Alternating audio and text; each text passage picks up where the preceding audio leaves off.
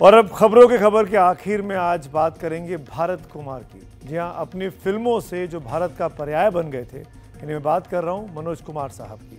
अपनी फिल्मों से जिन्होंने रोटी, कपड़ा और मकान जैसे बुनियादी सवालों को रुपहले पर्दे पर सजाया था, अपनी फिल्मों से जिन्होंने जवानों और किसानों की ताकत को हिंदुस्तान की ताकत से जोड़ा था, और अपनी एक फिल्म के गाने में अपनी महबूबा से जो कहते हैं कि जो तू नहीं तो कुछ भी नहीं है, वो दिग्गज फिल्म अभिनेता, निर्देशक और निर्माता मनोज कुमार साहब आज इस दुनिया को छोड़कर हमको अलविदा कह गए।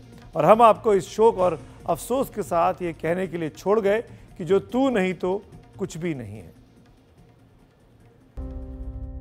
देशभक्ति से लबालब मनोज कुमार की फिल्में आज भी रगों में जोश भर देती हैं, और ये सिलसिला शुरू हुआ फिल्म उपकार से। कहते हैं मनोज कुमार ने तब के प्रधानमंत्री लाल बहादुर शास्त्री के कहने पर यह फिल्म बनाई थी, जय जवान और जय किसान को समर्पित। और फिर इसके बाद वो खुद को भारत से इस तरह जोड़ बैठे कि हर दूसरी फिल्म में उनका नाम भारत ही मिलता था। शुक्रवार सुबह भारत का ये दीवाना एक लंबी यात्रा के बाद हमेशा हमेशा के लिए विदा हो गया। उनके निधन की खबर के साथ जुटने लगे उनके परिजन, मित्र और साथी कलाकार। लास्ट 2-3 हफ्ते से उनकी तबीयत ठीक थी नहीं और एज की वजह से काफी कॉम्प्लिकेशंस थी, बट वो बड़े आराम से, शांति से स्वर्गवास हुए हैं।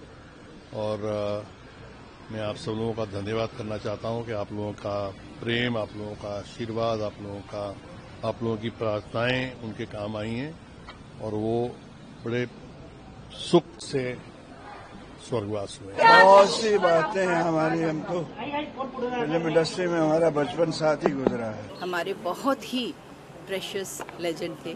आज बहुत बड़ा नुकसान हुआ है हमारी इंडस्ट्री को, और उनकी फिल्में एक हमारे लिए मिसाल है। इंडस्ट्री में किताबों में पढ़ाई जाएंगी किस तरह की उन्होंने हमारे लिए फिल्में बना के सबको, आज तक उनका म्यूजिक बजता है जब कोई भी पेट्रियाटिक बात होती है। और नहीं आई। मनोज कुमार पर भले भारत की छवि हावी रही, लेकिन उन्होंने तरह तरह की कामयाब फिल्में दी। 1957 में आई फिल्म फैशन से उन्होंने फिल्मों में कदम रखा, लेकिन पहली बड़ी सफलता मिली हरियाली और रास्ता से। फिर आई वो कौन थी से उन्हें पहचान मिली।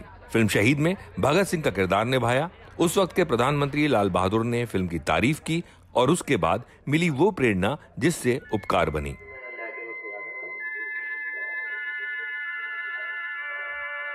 जो मनोज कुमार जी का जो योगदान है, जो कंट्रीब्यूशन है, मेरे ख्याल से कमाल है। देशभक्ति जो मेरे ख्याल से इन्फ्यूज की उन्होंने उस वक्त पे 80s 70s के सिनेमा में, वो आज भी लोग देखिए, आज भी हम लोग देखते जब 26 जनवरी होती, 15 अगस्त होती, ऐसा होगा नहीं कि मनोज कुमार जी के गाने ना बजे। जब हम बचपन में आए थे तो मनोज कुमार साहब, धर्मेंद्र साहब, ऐसे बहुत सारे कलाकार, राजेश खन्ना साहब, इन सब के हम फैन हुआ करते थे। और आज चले गए मनोज जी, मगर जाएंगे कहाँ, रहेंगे तो सदा धरती पर अपनी फिल्मों के जरिए फैनों के दिलों में।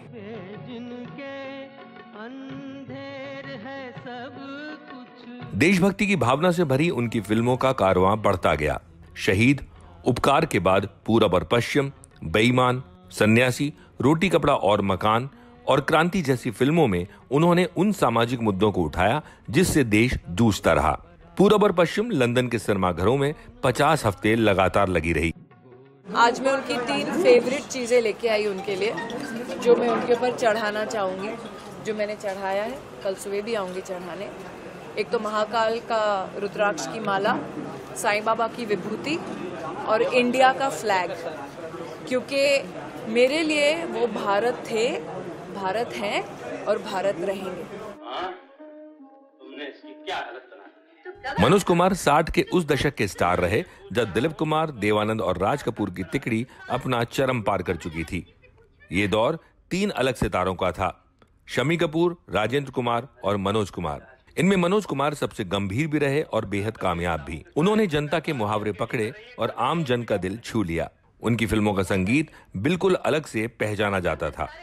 मनोज कुमार दिलीप कुमार की शख्सियत से इस कदर प्रभावित थे कि उन्होंने अपना नाम दिलीप कुमार की एक फिल्म के किरदार पर रख डाला।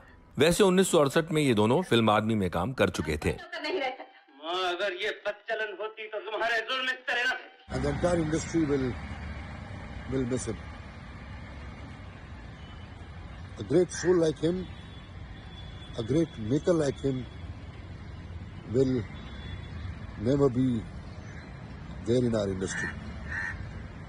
Goodbye Manoj ji, goodbye. बहुत ही कमाल का दिलीप साहब के साथ उनका एक रहा। उन्होंने डायरेक्ट भी किया दिलीप साहब को, और आदमी पिक्चर भी उन्होंने साथ में की, जिसके अंदर दिलीप कुमार और मनोज जी दोनों साथ में थे। बहुत ही कमाल की फिल्म थी वो भी, मुझे याद है वो पिक्चर मैंने टेलीविजन पे देखी, दूरदर्शन पे, दोनों का परफॉर्मेंस। उसके बाद क्रांति में साथ में काम किया।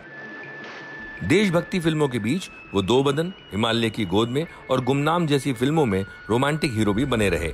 अपने फिल्मी करियर में उन्हें पद्मश्री, दादा साहब फाल्के और नेशनल अवार्ड से नवाजा गया। उनके निर्देशन में बनी आखिरी फिल्म थी 1999 में आई जय हिंद।